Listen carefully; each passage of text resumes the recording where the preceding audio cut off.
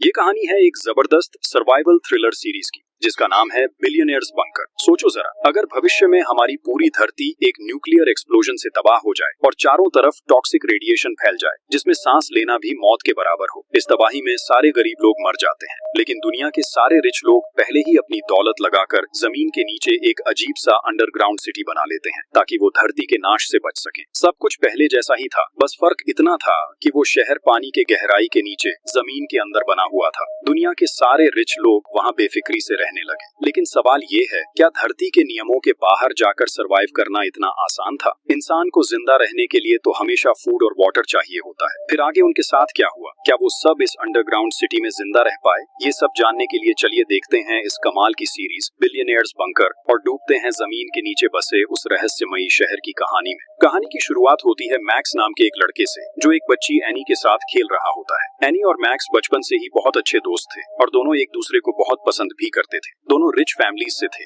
इसलिए उनके रिश्ते को लेकर किसी को कोई आपत्ति नहीं थी। बचपन से ही उन्होंने पढ़ाई से लेकर हर चीज साथ की थी। जैसे जैसे वो बड़े हुए उनके बीच की दोस्ती प्यार में बदल गई। उनकी जिंदगी बहुत अच्छी चल रही थी, लेकिन एक रात जब बाहर तेज बारिश हो रही थी, मैक्स और एनी के साथ कुछ ऐसा हुआ जिसने सब कुछ बदल दिया। उस रात मैक्स और एनी अपने एक दोस्त की बर्थडे पार्टी में जा रहे थे, लेकिन रास्ते में मैक्स ने ड्रिंक्स कर ली थी और कुछ देर बाद उसने कार का कंट्रोल खो दिया। गाड़ी सीधा जाकर एक पेड़ से टकराई और भयानक एक्सीडेंट हो गया। इस हादसे में मैक्स किसी तरह बच गया, लेकिन एनी की मौत हो गई। इस घटना के बाद मैक्स को 3 साल की जेल हो गई। उसे ऐसी जेल में भेजा गया जहां कमजोर कैदियों पर बहुत जुल्म किए जाते थे। लेकिन मैक्स क्योंकि रिच बैकग्राउंड से था, वो ऐसे माहौल का आदी नहीं था, इसलिए शुरुआत में उसे काफी मुश्किलें झेलनी पड़ी। खुद को बचाने के लिए मैक्स ने वहां के हर कैदी को पैसे देकर अपने पक्ष में कर लिया ताकि कोई उसे टॉर्चर न करे। लेकिन धीरे धीरे मैक्स को एहसास हुआ कि उसकी लग्जूरियस लाइफस्टाइल ही उसकी जिंदगी की सबसे बड़ी गलती थी, क्योंकि पैसों की वजह से उसने कभी कुछ खुद नहीं किया था। हर चीज पैसों से करवाई थी, यानी बिना पैसे के उसकी जिंदगी की कोई पहचान ही नहीं थी। ये बात समझ आने के बाद मैक्स ने वहां के कैदियों को पैसे देना बंद कर दिया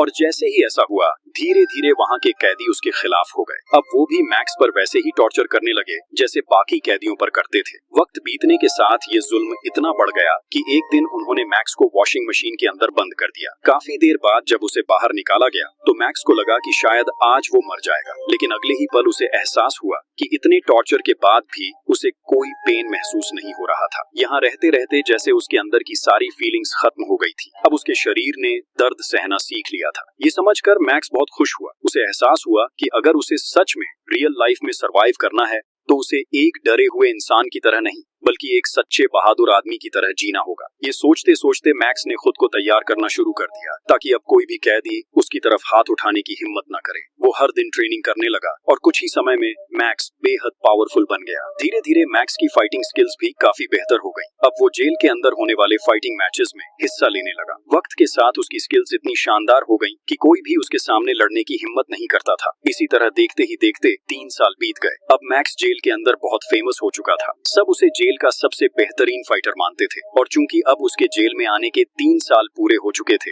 इसलिए उसकी सजा भी पूरी तरह खत्म हो गई थी। और आज का दिन था जब मैक्स को जेल से रिहा किया जाना था, इसलिए वहाँ सबने बहुत खुशी से सेलिब्रेट किया और मैक्स को विदाई दी। मैक्स मुस्कुराते हुए जेल के बाहर आया जहाँ उसका फादर जेम्स उसका इंतजार कर रहा था, लेकिन जेम्स ने वहीं उसे कहा कि हम अभी अपने घर नहीं लौटेंगे, हमें एक स्पेशल जगह पर जाना होगा। उसने बताया कि इन 3 सालों में दुनिया बहुत बदल चुकी है। कई जगहों पर न्यूक्लियर वॉर्स शुरू हो गए हैं और खबर है कि जल्द ही पूरी दुनिया में न्यूक्लियर वॉर छिड़ जाएगा जिससे धरती पूरी तरह तबाह हो सकती है। साधारण लोगों को इस बारे में कुछ भी पता नहीं था, लेकिन जेम्स बहुत अमीर इंसान था, इसलिए उसके पास देश की सारी गुप्त खबरें रहती थी। फिलहाल सिर्फ रिच लोग ही ये जानते थे कि कुछ ही दिनों में पूरी दुनिया तबाह होने वाली है। इसी वजह से सारे अमीर लोग मिलकर धरती के नीचे एक बड़ा बंकर बना चुके थे जहां वो अपने परिवारों के साथ रहने जा रहे थे। उस बंकर में हर सुविधा मौजूद थी, इसलिए वहां किसी को रहने या खाने की कोई परेशानी नहीं थी। वहां भी वो लग्जूरियस जिंदगी जी सकते थे। वो लोग अब उस बंकर में आराम से रह सकते थे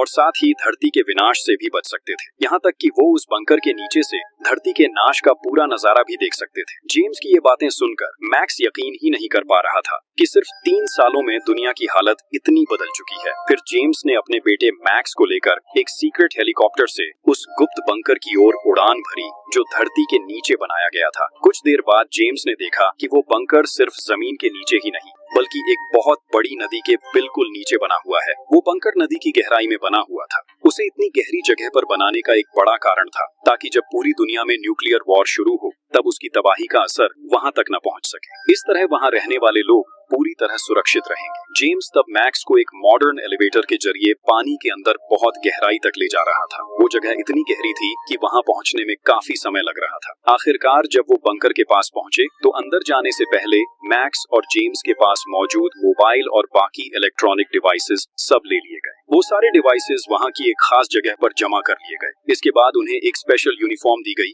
और उनके हाथों में एक हेल्थ डिवाइस लगा दी गई। मैक्स ने वहां ज्यादा वक्त बर्बाद नहीं किया और सीधा अपनी माँ और दादी के पास चला गया क्योंकि बहुत दिनों से उसने उन्हें नहीं देखा था। मैक्स की माँ उसे देखकर बहुत इमोशनल हो गई। इसके बाद जेम्स ने मैक्स को पूरा बंकर घुमाकर दिखाया। वहां उनके जैसे कई और रिच फैमिलीज भी रह रही थी। इन्हीं में से एक परिवार था एनी का फैमिली, जिसे देखकर मैक्स हैरान रह गया। मैक्स जब एनी के पिता को देखता है तो वो तुरंत उनके पास जाकर दिल से माफी मांगता है। एनी के पिता उसे धैर्य देते हैं और कहते हैं कि उन्होंने उसे बहुत पहले ही माफ कर दिया था। इसके बाद एनी के पिता मैक्स और उसके परिवार को उसी दिन रात के डिनर पर अपने साथ इनवाइट करते हैं। उस रात दोनों फैमिलीज बहुत दिनों बाद साथ बैठकर डिनर करती हैं और माहौल बेहद खुश होता है। लेकिन वहाँ हम एनी की बहन एना को भी देखते हैं। एना अब तक मैक्स से बहुत नाराज थी क्योंकि उसी की वजह से उसकी बहन एनी की मौत हुई थी। एना उसे बहुत प्यार करती थी, इसलिए वो अपनी आंखों के सामने मैक्स को बिल्कुल बर्दाश्त नहीं कर पा रही थी। उसी समय वहाँ एक महिला केसी आती है जो अपनी टीम के साथ मौजूद थी। दरअसल केसी ही इस पूरे बंकर की ओनर थी। सभी रिच लोग उसे पैसे देकर इस बंकर में अपने सीट्स बुक करवा चुके थे। केसी वहाँ मौजूद सब लोगों को अपने टीम मेंबर्स से मिलवाती है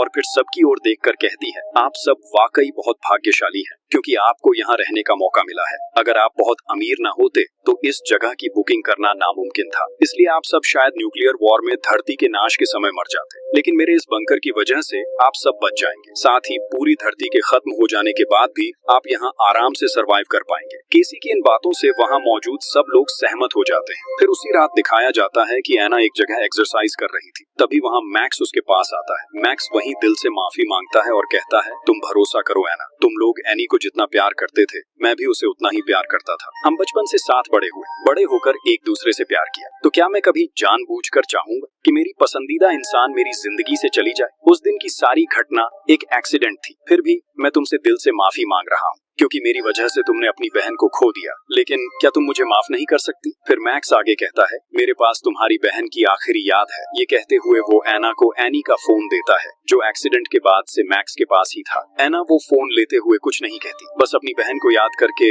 चुप हो जाती है। एना एनी का फोन लेकर अपने रूम में चली जाती है। वो अपनी बहन का फोन खोलकर चेक करने लगती है जहाँ एनी और मैक्स के कुछ सुंदर पल के वीडियोस थे। एना वही वीडियोस देख रही होती है। तभी अचानक पूरे बंकर में वाइब्रेशन शुरू हो जाता है। पूरा बंकर जोर से हिलने लगता है और साथ ही इलेक्ट्रिसिटी में भी प्रॉब्लम आने लगती है। सब लोग घबराकर बाहर की ओर दौड़ पड़ते हैं। वो सब समझ जाते हैं कि उनके बंकर की सरफेस के ऊपर बहुत बड़ा एक्सप्लोजन हुआ है। इसी वजह से पूरा बंकर इतनी भयानक तरह से हिल गया था। फौरन एक माइक्रोफोन से सभी को बताया जाता है कि सब लोग ऊपर से नीचे वाले सरफेस पर चले जाएं। वहां जाने पर वो और ज्यादा सुरक्षित रहेंगे। उधर एना अपने परिवार को ढूंढते हुए देखती है कि उसके पिता एक बड़े मलबे के नीचे दबे हुए हैं, लेकिन मैक्स और जेम्स बहुत मेहनत से उसके पिता को वहां से निकाल लेते हैं। किसी तरह सब लोग वहां से निकलकर सीधे नीचे वाले फ्लोर पर पहुंच जाते हैं। वो जगह ही असली सेफ जोन थी। वहां बहुत सारे मॉनिटर्स लगे हुए थे जिनसे बाहर की सिचुएशन के बारे में पता चल सकता था। सबके सेफ जोन में पहुंचने के बाद केसी सबके सामने आती है। वो सबको देखकर कहती है, सबसे पहले परमाणु युद्ध की खबर हमारी एजेंसी ने ही दी थी और हमारी जानकारी पूरी तरह सही निकली है। दुनिया में परमाणु युद्ध शुरू हो चुका है, लेकिन हमारे इस बंकर की वजह से आप सब अभी भी सुरक्षित हैं। केसी इसके बाद वीडियो फुटेज दिखाने लगती है। केसी मॉनिटर्स के जरिए सबको बाहर की स्थिति दिखा रही होती है, कैसे बाहर की दुनिया धीरे धीरे तबाह हो रही है। वहाँ मौजूद सभी लोग लगभग पूरा एक दिन सेफ जोन के अंदर ही गुजार देते हैं। फिर जब हालात कुछ शांत हो जाते हैं, यानी चारों तरफ के एक्सप्लोजन्स रुक जाते हैं, तब केसी अपनी एक स्पेशल टीम को बुलाती है। वो उन्हें स्पेशल सूट पहनाकर बाहर की दुनिया में भेज देती है ताकि वो जाकर देख सकें कि वहाँ की स्थिति अब कैसी है और जो कुछ भी वो देखेंगे उसे यहाँ सबको दिखाया जा सके। वहाँ फुटेज में दिखता है वाकई में पूरी दुनिया तबाह हो चुकी थी। चारों ओर सिर्फ धूल ही धूल दिख रही थी। परमाणु बम की टॉक्सिक रेडिएशन चारों तरफ फैल चुकी थी। अगर कोई बिना सही प्रोटेक्शन के बाहर जाएगा तो उसकी मौत पक्की है। अब कैमरे में दिखता है लूकस नाम का एक मेंबर। वो अपनी स्पेशल टीम में था। वो एक कार का इंजन चेक कर रहा था। तभी उसने एक लोहे का टुकड़ा देखा। वो उसे हाथ से छू लेता है। फौरन उसके ग्लव्स पिघल जाते हैं और उसका हाथ बुरी तरह जल जाता है। इस जिससे वहाँ का माहौल और भी खतरनाक लगने लगता है। लूकस दर्द से पागलों की तरह इधर उधर भागने लगता है। मतलब रेडिएशन की मात्रा वहाँ इतनी ज्यादा थी कि लोहा तक आग की तरह गर्म हो गया था। लूकस की हालत देखकर बाकी टीम मेंबर्स उसे जल्दी से लेकर बंकर के अंदर आ जाते हैं। अब सब लोग इसी बात को लेकर आपस में चर्चा करने लगते हैं, क्योंकि बाहर की दुनिया में बहुत खतरनाक रेडिएशन फैल चुका है। अब चाहे भी तो कोई बाहर नहीं जा सकता, लेकिन बंकर के अंदर भी क्या जिंदगी भर रहना मुमकिन है? कोई नहीं सोच पा रहा था कि उन्हें वहाँ कितने महीने या शायद कितने साल तक रहना पड़ेगा। सबको अब बंकर के नीचे ही रहना था। ये सोच कर सब बहुत अपसेट थे। उधर केसी, जो यहाँ की ओनर थी, वो अपने लोगों के साथ लूकस की हालत देखने के बहाने बाहर निकलती है, लेकिन असल में वो एक अलग जगह पर पहुंचती है, जहाँ वो और उसकी टीम खुशी से जश्न मना रहे होते हैं। यही कहानी का सबसे बड़ा ट्विस्ट सामने आता है। असल में ये सब कुछ केसी और उसकी टीम का प्लान था। उन्होंने शहर के अमीर लोगों से पैसा ठगने के लिए ये पूरा मास्टर प्लान बनाया था। केसी और उसकी टीम चाहती थी कि वो इन अमीर लोगों को जिंदगी भर के लिए बंकर में बंद रखे, ताकि बाहर की दुनिया में जो उनकी प्रॉपर्टीज हैं, उन सब पर वो कब्जा कर सके। क्योंकि बंकर में आने से पहले ही उन्होंने हर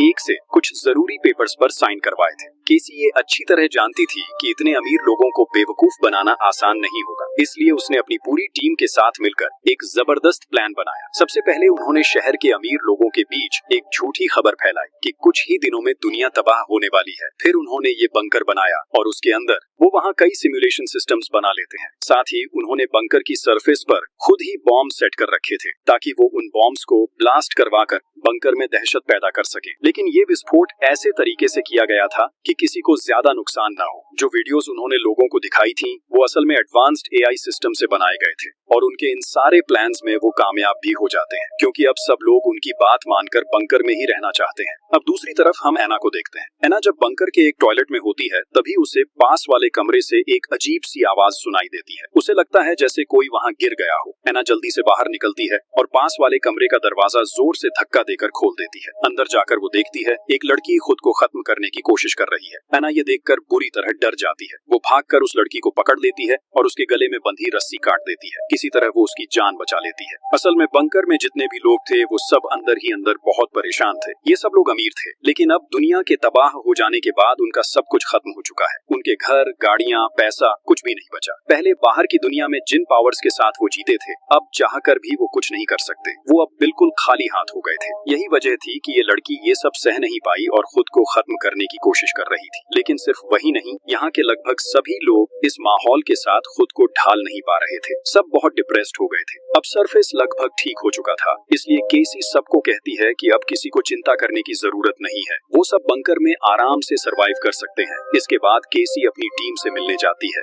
वहाँ लूकास अपने टीम मेंबर्स के साथ होता है, जो उसे मेकअप करवा रहे थे, ताकि बाकी लोगों को दिखाया जा सके कि बाहर जाने के बाद लूकास के साथ क्या हुआ। उधर हम जेम्स और उसकी वाइफ को देखते हैं। दोनों के बीच अब झगड़ा शुरू हो गया था। असल में जेम्स एक बहुत अमीर बिजनेसमैन था और वो हमेशा अपनी मर्जी से ही जीता था। यहाँ तक कि बाहर कई लड़कियों के साथ उसका अफेयर भी था। जेम्स की वाइफ सब कुछ जानती थी। वो जानती थी कि उसका हस्बैंड कई लड़कियों के साथ अफेयर में था, फिर भी उसने उसे कभी नहीं छोड़ा, क्योंकि उसे उसके पैसे की बहुत जरूरत थी। उसी पैसे के लिए वो इतने सालों तक उसके साथ रही। लेकिन अब तो सब कुछ खत्म हो चुका था। जेम्स के पास न पैसा था न पावर। अब उसकी वाइफ के लिए भी उसकी कोई कीमत नहीं रह गई थी। वो जेम्स से साफ साफ कहती है, तुम इतने सालों में जिन जिन औरतों के साथ रहे, मैं उन सब के बारे में जानती थी। सब कुछ जानते हुए भी मैंने कभी कुछ नहीं कहा। चुपचाप तुम्हारे साथ रही।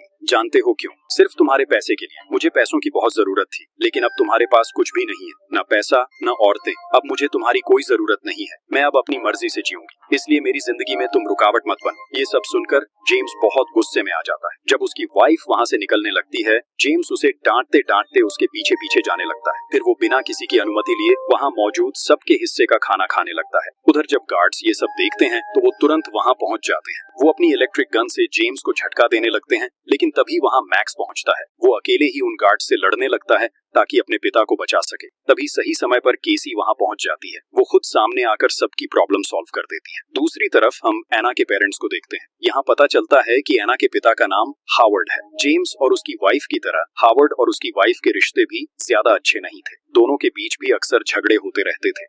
हावर्ड और उसकी वाइफ आपस में झगड़ रहे थे। असल में हावर्ड की वाइफ एक बहुत गरीब परिवार से थी और उम्र में हावर्ड से काफी छोटी थी, लेकिन उसने हावर्ड की दौलत और पावर देखकर उससे शादी कर ली थी। कई साल साथ रहने के बाद भी वो उसे दिल से कभी प्यार नहीं कर पाई। उधर हम मिली नाम की एक लड़की को देखते हैं। उसके पास कुछ गार्ड्स आते हैं। वो मिली से कहते हैं कि उन्हें पता चला है उसका ब्लड ग्रुप AB नेगेटिव है, इसलिए अब उन्हें उसकी बहुत जरूरत है। लूकस बहुत बीमार था। रेडिएशन की वजह से उसका शरीर बुरी तरह जल गया था, इसलिए अब मिली ही उसकी मदद कर सकती थी। असल में केसी के लोग मिली और बाकी सभी को बताते हैं कि रेडिएशन की वजह से लूकस का आधा खून खराब हो चुका है और उसे बचाने के लिए AB नेगेटिव ब्लड की जरूरत है। इसलिए वो मिली समेत 2 और लोगों को लेकर एक जगह पहुंचते हैं। फिर उन्हें लूकस के पास ले जाया जाता है। लूकस को पहले से मेकअप करा के बिल्कुल रेडी किया गया था, यहाँ तक कि उन तीनों को वहाँ लाना भी केसी और उसकी टीम की योजना का हिस्सा था। ये पूरा प्लान इसलिए बनाया गया था ताकि सब लोग अपनी आंखों से लूकस की हालत देख सके और जाकर बाकी लोगों को ये बात बताए जिससे सब डर जाए और कोई भी बाहर जाने की कोशिश न करे। मिली जब वहाँ लूकस को देखने आती है तो उसे सच में लगता है कि उसकी हालत बहुत खराब है। थोड़ी देर बाद लूकस वहीं मरने का नाटक करता है।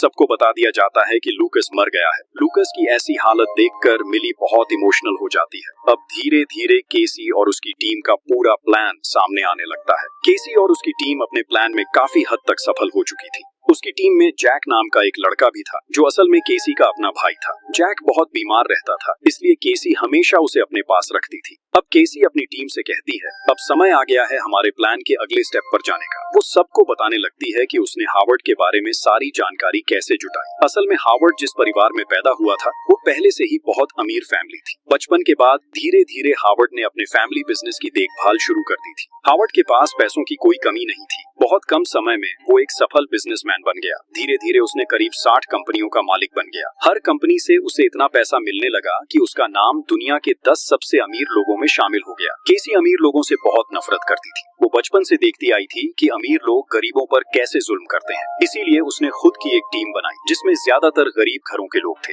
क्योंकि वही लोग उसकी सोच को समझ सकते थे और उसके साथ ईमानदारी से काम कर सकते थे। केसी और उसकी टीम का प्लान साफ था। वो सारे अमीर लोगों को बंकर में बंद रखेंगे और बाहर जो उनकी प्रॉपर्टी और पैसा है वो सब गरीबों में बांट देंगे, ताकि अमीर और गरीब के बीच का फर्क थोड़ा कम हो जाए और गरीब लोगों को अब कभी छोटा महसूस न करना पड़े। केसी को पता था कि अगर वो दुनिया के खत्म होने का प्लान बनाएगी तो अमीर लोग कभी गरीबों के बारे में नहीं सोचेंगे, वो सिर्फ अपने आप को बचाने की कोशिश करेंगे। इसलिए केसी और उसकी टीम ने सबसे पहले हावर्ड को निशाना बनाया। उनका प्लान था कि हावर्ड की सारी प्रॉपर्टी और पैसा गरीब लोगों में बांट दिया जाए। अब उन्हें ये पता लगाना था कि हावर्ड का पैसा कहाँ कहाँ रखा है, तो उन्होंने उसी के हिसाब से अपना काम शुरू कर दिया। केसी सबको बुलाकर कहती है, दुनिया अब पूरी तरह खत्म हो चुकी है। हमारे पास अब बहुत कम खाना और पानी बचा है, लेकिन कल रात जेम्स ने बिना किसी की अनुमति के सबके हिस्से का खाना खुद ही खा लिया। इसलिए अब से सबको थोड़ा थोड़ा खाना मिलेगा, वरना बहुत जल्दी हमारा सारा स्टॉक खत्म हो जाएगा। असल में केसी ये बातें इसलिए कह रही थी ताकि सब लोग सिचुएशन को और ज्यादा सीरियस समझें। वो चाहती थी कि सबको सच में लगे कि दुनिया तबाह हो चुकी है और अब उन्हें अपने खाने पानी को लेकर बहुत सावधानी से जीना होगा। अब वो सबके सामने मैक्स पर चिल्लाने लगती है। वो उसे गालियां देती है क्योंकि मैक्स ने पिछली रात गार्ड्स को मारकर उनसे एक शॉटगन छीन ली थी जिससे इलेक्ट्रिक शॉक दिया जा सकता था। केसी गुस्से में मैक्स से कहती है, वो गन तुरंत वापस कर दो। फिर सीन बदलता है। हम केसी और उसकी टीम को देखते हैं जो सबको कैद करने से पहले प्लान बना रहे थे। उनका प्लान ऐसा बनाया गया था कि जब इन अमीर लोगों को यहाँ लाया जाए तो उनके गायब होने के बाद भी किसी को इस बात का शक न हो। असल में बंकर में बंद करने से पहले केसी और उसकी टीम ने हर व्यक्ति का एक एक AI क्लोन तैयार कर लिया था, वो भी बहुत एडवांस टेक्नोलॉजी से। जब ये लोग बंकर में आए तो उनसे उनके मोबाइल फोन्स और बाकी डिवाइसेस ले लिए गए। असल में वही मोबाइल्स उनका असली हथियार थे, क्योंकि उन्हीं फोन्स में सबके सोशल मीडिया अकाउंट्स मौजूद थे। अब केसी की टीम उन्हीं अकाउंट्स को इस्तेमाल करके बाहर की दुनिया में ये दिखा रही थी कि सब लोग अभी भी जिंदा हैं और नॉर्मल लाइफ जी रहे हैं। वो लोग लगातार हर किसी का AI वीडियो बनाते रहे और वो वीडियो रोज सोशल मीडिया पर अपलोड किए जाते थे। लोगों को दिखाने के लिए कहा जाता था कि वो सब वेकेशन पर हैं, कि वो अपने परिवार के साथ अच्छा वक्त बिता रहे हैं। लोगों से कहा गया, जब तक हम खुद कांटेक्ट नहीं करते तब तक हमें परेशान मत करो। इस तरह बाहर के लोग उन्हें ढूंढना बंद कर देंगे और जितना ज्यादा ये बात फैलती उतना ही केसी का प्लान सफल होता गया। केसी और उसकी टीम के पास जो मोबाइल फोन्स थे वो सब लगातार एक्टिव रखे गए। उन अकाउंट से रोज नए फेक अपडेट्स और वीडियोस डाल दिए जाते थे। इस तरह बाहर की दुनिया को लगता रहा कि सब नॉर्मल है और केसी का पूरा झांसा सा कामयाब होता रहा। वो फोन्स हमेशा एक्टिव रखे गए थे। जब भी किसी फोन पर कॉल या मैसेज आता तो उनका एआई सिस्टम अपने आप रिप्लाई दे देता था। अगर कोई कॉल करता तो एआई सिस्टम उसी व्यक्ति की वॉइस कॉपी कर लेता था और उसकी आवाज में सामने वाले से बात करता था। इसी एआई सिस्टम की मदद से केसी अपना पूरा प्लान सफल बना रही थी। आज भी जब सबके फोन्स एआई सिस्टम से कनेक्टेड थे, तभी हावर्ड के फोन पर स्टैन नाम के एक आदमी का कॉल आता है। स्टैन हावर्ड का बिजनेस पार्टनर था। वो लगभग हर दिन हावर्ड को फोन करता था, लेकिन आज स्टैन हावर्ड पर बहुत गुस्सा था क्योंकि हावर्ड के साथ उसका एक बहुत इंपॉर्टेंट डील चल रहा था। वो वीडियो फुटेज के जरिए हावर्ड से कहता है, तुम इतने जिम्मेदार कैसे नहीं हो सकते? तुम जानते हो हमारी ये डील कितनी इंपॉर्टेंट है। तुम तुरंत मुझसे मिलो, वरना चाहे तुम पृथ्वी के किसी भी कोने में हो, मैं तुम्हें ढूंढ कर निकाल ही लूंगा। स्टैन की ये बातें सुनते ही केसी और उसकी टीम थोड़े चिंतित हो जाते हैं क्योंकि उन्हें समझ नहीं आ रहा था कि इस बार स्टैन को कैसे हैंडल किया जाए। अब हम बंकर के सभी लोगों को देखते हैं। वो सब अंदर से टूट चुके थे क्योंकि किसी की जिंदगी अब ठीक से नहीं चल रही थी। सबको ये बात पता चल चुकी थी कि दुनिया के खत्म हो जाने के बाद उनका सारा धन संपत्ति भी खत्म हो गया है। अब वो सब खाली हाथ है। यहाँ हर फैमिली के लोग आपस में झगड़ने लगे थे। उनके रिश्ते धीरे धीरे टूटने लगे थे क्योंकि ज्यादातर रिश्ते सिर्फ पैसे के लिए बने थे। अब हालात इतने बिगड़ चुके थे कि कुछ वाइफ्स अपने हस्बैंड्स को छोड़ रही थी और कुछ हस्बैंड्स भी अपनी वाइफ से दूर जा रहे थे। यहाँ तक कि बच्चे भी अब अपने माँ बाप की कद्र नहीं कर रहे थे। अब हर किसी का असली चेहरा सामने आने लगा था। कई अमीर लोगों को ये एहसास हुआ कि अब तक लोग सिर्फ उनके पैसों के लिए ही उनके साथ थे। उन्हें जो इज्जत और सम्मान मिला वो सब सिर्फ पैसे की वजह से था। असल में उनके पास अपनी कोई सच्ची पहचान नहीं थी। उधर इसी बीच केसी की टीम ने हावर्ड का एआई मॉडल तैयार कर लिया था, जिसकी मदद से वो स्टैन से सीधे हावर्ड की आवाज में बात करवा सकते थे। यानी अब हावर्ड की जगह एआई ही बात करेगा। तो वो लोग अपना सिस्टम चालू करते हैं और स्टैन को वीडियो कॉल करते हैं। फिर हावर्ड का एआई मॉडल एक्टिवेट कर दिया जाता है। इसके बाद वो एआई मॉडल स्टैन से बात करना शुरू करता है। अब केसी की टीम एआई के जरिए स्टैन से बातचीत करती है और उन्हें पता चलता है कि कुछ महीने पहले स्टैन और हावर्ड ने एक पार्टी में बहुत बड़ा प्लान बनाया था। दोनों ने तय किया था कि उनके पास जितना भी ब्लैक मनी है उसे इस्तेमाल करके वो एक बहुत बड़ी कंपनी खोलेंगे और उनका वो प्लान पूरी तरह तैयार भी हो चुका था। लेकिन तभी अचानक हावर्ड गायब हो गया। इसी वजह से स्टैन उसे बार बार फोन कर रहा था। केसी ने हावर्ड के एआई मॉडल के जरिए चालाकी से स्टैन से ये भी पता लगा लिया कि जिस ब्लैक मनी की बात वो कर रहे थे वो दरअसल कहाँ रखी है। उन्हें पता चलता है कि वो पैसा हावर्ड के घर के एक सीक्रेट जगह पर छुपा हुआ है जिसे एक पासवर्ड से खोला जा सकता है, लेकिन वो पासवर्ड सिर्फ असली हावर्ड को ही पता है। अब केसी अपनी पूरी टीम के साथ प्लान बनाती है कि किसी भी तरह उन्हें वो पासवर्ड पता लगाना ही होगा। अब उनका प्लान साफ था। वो अपनी बातों में फंसाकर हावर्ड से उसका सीक्रेट पासवर्ड निकलवाएंगे। फिर उसी पासवर्ड का इस्तेमाल करके हावर्ड और स्टैन के सारे ब्लैक मनी पर कब्जा कर लेंगे और उस पैसे को बांटकर गरीब लोगों में दे देंगे। इसके बाद केसी एक जगह अकेली बैठी होती है, थोड़ी उदास। वो अपने बचपन की बातें सोच रही होती है। जब केसी सिर्फ 12 साल की थी, वो अपने भाई जैक के साथ एक स्कूल में पढ़ती थी। उस स्कूल के ज्यादातर बच्चे अमीर घरों के थे, लेकिन जब केसी अपने भाई जैक के साथ वहाँ जाती तो वो अमीर बच्चे हमेशा उन्हें चिढ़ाते थे, उन्हें छोटे लोग कहकर नीचा दिखाते थे।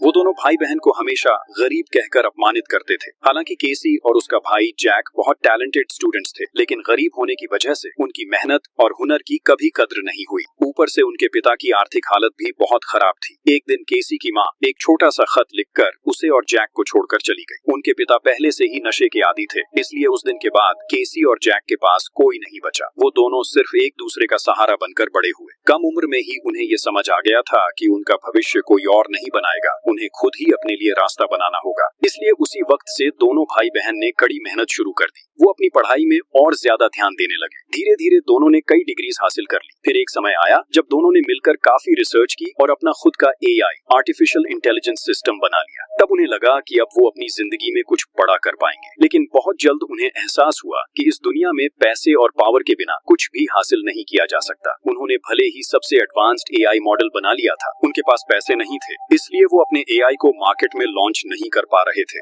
और न ही लोगों के सामने अपना काम दिखा पा रहे थे। इसलिए उन्होंने कई कंपनियों से फंड मांगा ताकि वो अपने एआई को दुनिया के सामने पेश कर सके। लेकिन उस वक्त किसी ने उनका साथ नहीं दिया। उल्टा सबने उनके काम को मजाक समझा और उन्हें नीचा दिखाया। कुछ कंपनियां जो फंड देने को तैयार हुई, वो भी बिजनेस का ज्यादातर हिस्सा अपने नाम करना चाहती थी। धीरे धीरे केसी की हालत ऐसी हो गई जैसे उसकी पीठ दीवार से लग गई हो। एक वक्त पर उसे एहसास हुआ कि इस दुनिया में पैसे के बिना मेहनत और हुनर की कोई कीमत नहीं होती। केसी को अब ये समझ आ गया था कि अमीर लोग कभी भी उसके जैसे लोगों को ऊपर नहीं आने देंगे। उधर अमीरों के बच्चे कुछ किए बिना ही सिर्फ अपने पैसों की ताकत से बड़ी बड़ी कंपनियों के मालिक बन रहे थे। समाज में जो अमीर थे वो और ज्यादा अमीर होते जा रहे थे और जो गरीब थे उन्हें और नीचे धकेला जा रहा था। इस नाइंसाफी को केसी अब और सह नहीं पा रही थी, इसलिए उसने ठान लिया कि वो समाज के हर गरीब इंसान की मदद करेगी और इसके लिए वो और उसका भाई जैक अपने बनाए हुए एआई सिस्टम के जरिए इस प्लान को सफल बनाना चाहते थे और प्लान के मुताबिक उन्होंने बिल्कुल वैसा ही किया। केसी ने अपने प्लान को सफल बनाने के लिए ऐसे ही लोगों को अपनी टीम में शामिल किया जो उसके और उसके भाई की तरह बहुत टैलेंटेड थे, लेकिन पैसे की कमी की वजह से किसी ने उनके टैलेंट की कद्र नहीं की थी। उनमें से ज्यादातर लोग भी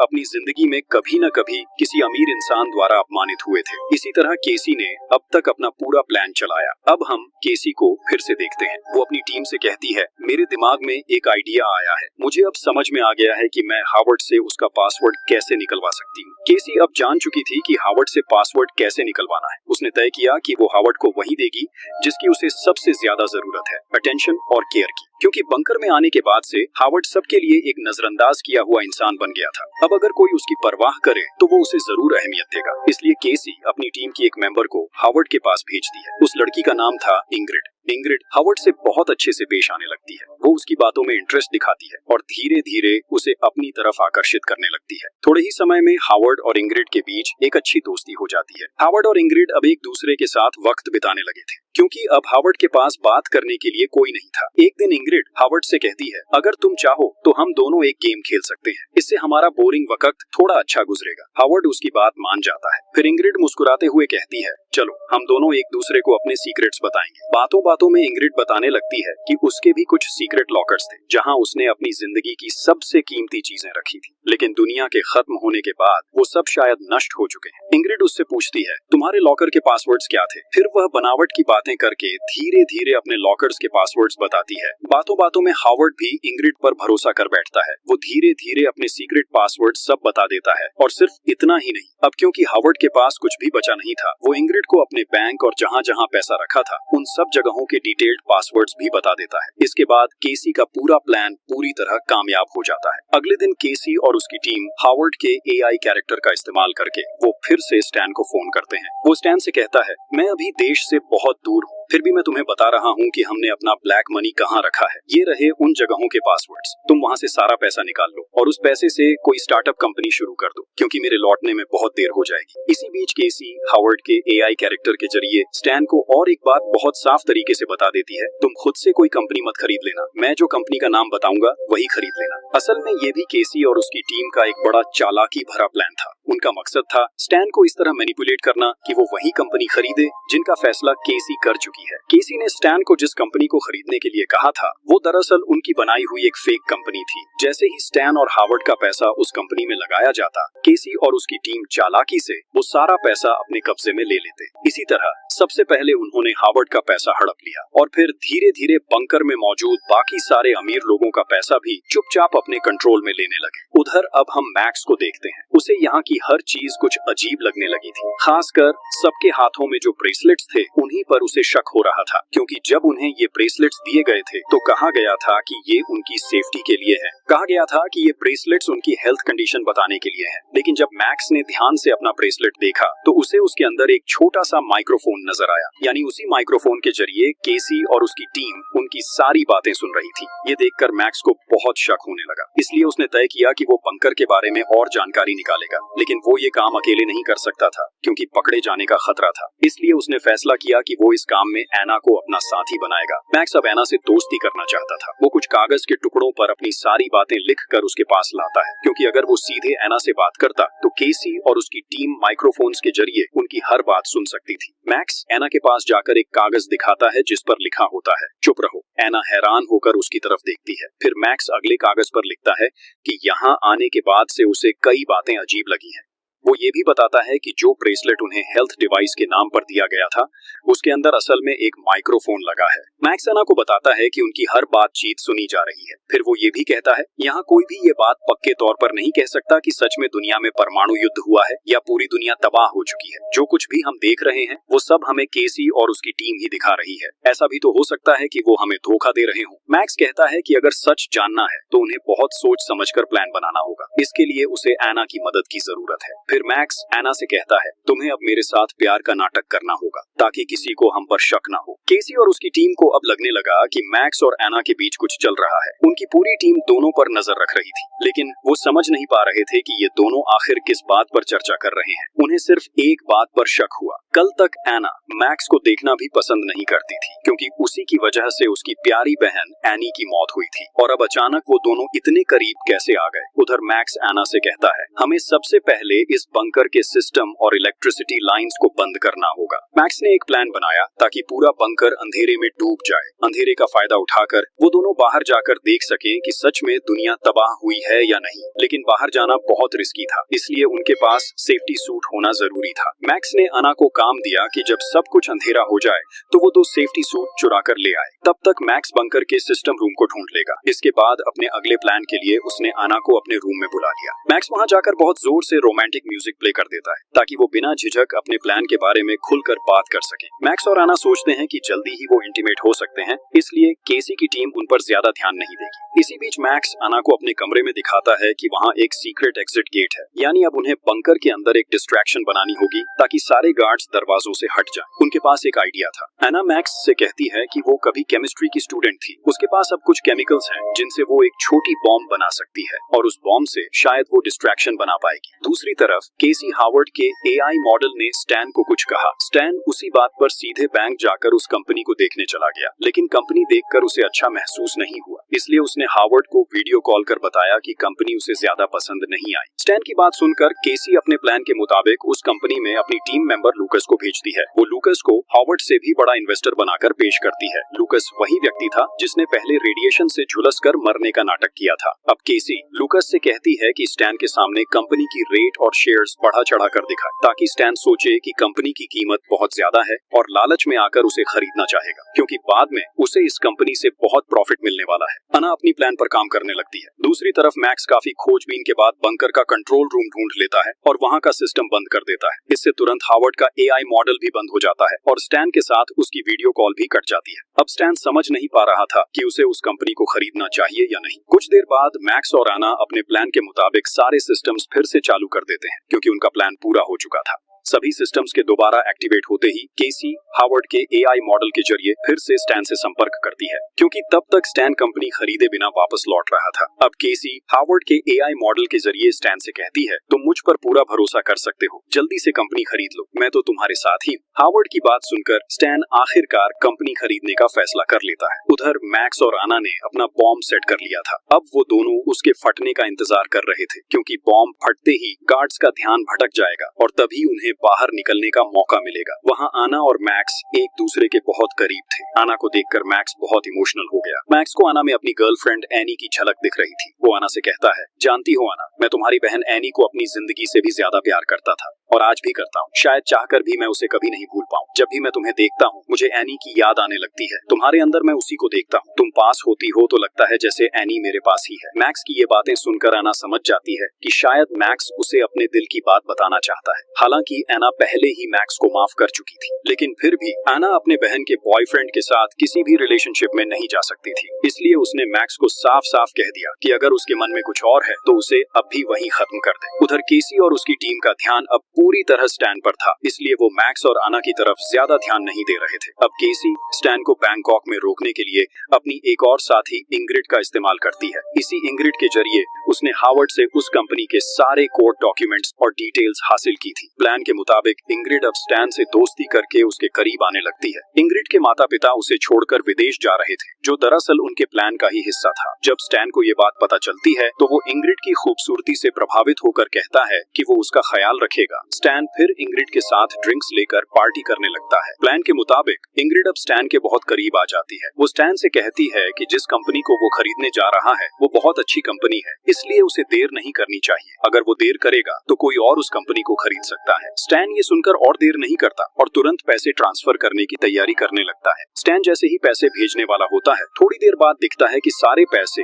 केसी के अकाउंट में पहुंच गए हैं, यानी उनका प्लान पूरी तरह सक्सेसफुल हो गया था। लेकिन उसी वक्त एना और मैक्स द्वारा सेट किया गया बॉम्ब अचानक ब्लास्ट हो जाता है। पूरा बंकर हड़कंप में आ जाता है। हर कोई डरकर अपनी जान बचाने के लिए इधर उधर भागने लगता है, यहाँ तक कि गार्ड्स भी अंदर चेक करने पहुंच जाते हैं। इस अफरा तफरी का फायदा उठाकर मैक्स और आना पीछे मौजूद सीक्रेट एग्जिट गेट से वहां से निकल जाते हैं। स्टैन बहुत रिलैक्स था। कंपनी खरीदने के बाद वो अपने प्राइवेट जेट से घर लौट रहा था, लेकिन तभी उसकी नजर एक पोस्टर पर पड़ती है। उसमें इंग्रिड की मां की तस्वीर थी, जो असल में थाईलैंड की बहुत बड़ी एक्ट्रेस थी। स्टैन को याद आता है कि इंग्रिड ने उसे बताया था कि उसके माता पिता दोनों बिजनेसमैन हैं। अब स्टैन सब समझ जाता है। उसे एहसास होता है कि उसके साथ एक बड़ा स्कैम हुआ है। वो तुरंत इंग्रिड के सोशल मीडिया अकाउंट्स चेक करने लगता है, लेकिन अब इंग्रिड के सारे अकाउंट्स डिसेबल हो चुके थे। स्टैन अब बिल्कुल भी समय बर्बाद नहीं करता और सीधा उसी कंपनी में पहुंच जाता है, लेकिन वहां पहुंचकर वो देखता है कि कंपनी में तो अब कोई भी नहीं है। ये सब देखकर स्टैन पूरी तरह हैरान रह जाता है। उसे समझ नहीं आता कि अब क्या करे। वो तुरंत हावर्ड को वीडियो कॉल करता है और उससे कुछ प्राइवेट सवाल पूछता है, जैसे कि वो दोनों साथ में कहाँ घूमने गए थे, क्या क्या किया था और वो किस कॉलेज में पढ़ता था। लेकिन इस बार हावर्ड किसी भी सवाल का जवाब नहीं दे पाता। कुछ ही देर में स्टैन को एहसास हो जाता है